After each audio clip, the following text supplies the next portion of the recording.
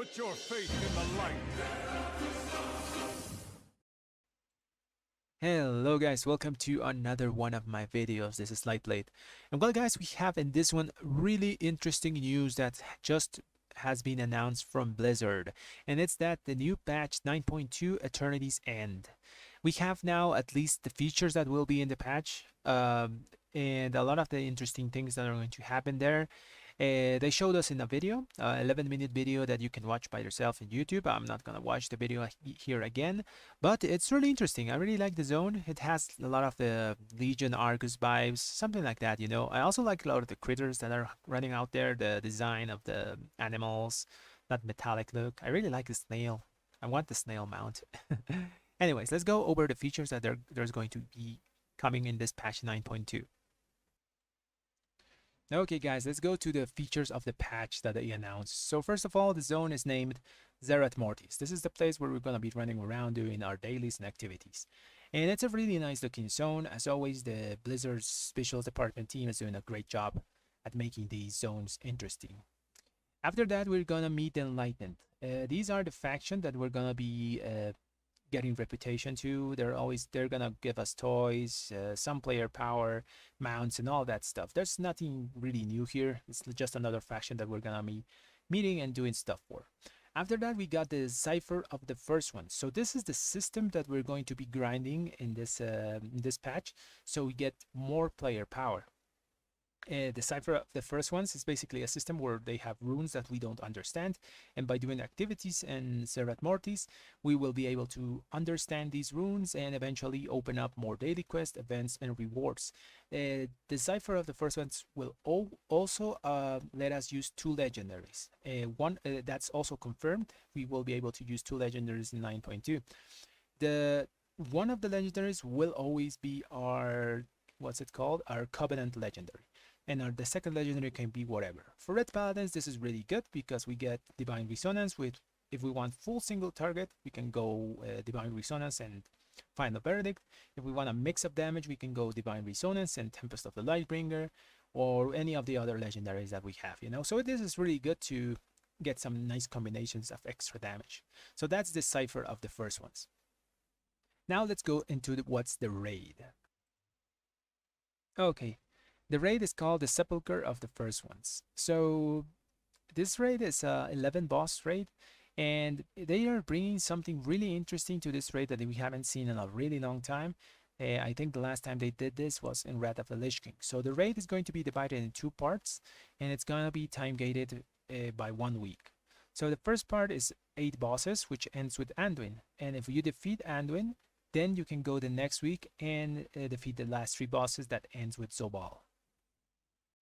Okay, so the last part they talked about was class tier sets that are returning, and that for me is the most exciting part, because class tier sets were really nice to use, but they also had a lot of downsides. For example, they were last seen in Legion, and in Legion, if I remember correctly, they were a really big problem because they made gear from Mythic Plus and PvP basically obsolete. Because if you, for example, got a really big Mythic Plus Titan Forge, you couldn't use it if it was on a tier piece slot, because the tier pieces are always better than whatever gear is, even if it's higher item level, you know. So now they're fixing that problem in 9.2, because we can get tier sets from raids, you can do it from PvP, and you can do it for Mythic Plus. So basically, how are they doing? They explained this in another interview that they gave. It was in another language, so they used Google Translate to give us some of the information of how this is going to work. So basically, you can get a currency from PvP, Mythic Plus, or raids, and you can use that currency to buy an item, and you can imbue the power of a tier set into whatever piece of gear you want. For example, let's say you get shoulder from Mythic Plus in your bolt, a max level shoulder, and then you get enough of this currency and you buy the item, and you can imbue those shoulders with your tier set powers. And this is going to be really good because now you have a max item level tier set that you got it from Mythic Plus. You didn't have to step a foot in the raid. So I think this is going to be really good for those players that only do Mythic Plus or only do PvP. That being said, in the raids you will be able to get the transmog, but I guess if you use the currency to imbue a piece of gear, you won't get a transmog. So that's the only downside, I think. Also, you have to remember that in raids normally there's like really powerful weapons that are higher item level than normal on the last bosses, and like some really strong trinkets as well. So it's not like a way to kill raids like many people are thinking, oh yeah, this is going to kill raiding. It's nothing like that. It's just another way so people that only do other activities can actually progress their tier sets. Okay, so other than that, there's other small things that are coming with the new patch, like for example, the Mythic Plus and PvP Season 3. That's a given. We already knew that was going to happen. Then we got Tasabesh, that's being divided in 2 dungeons for Mythic Plus, and also that we also knew that.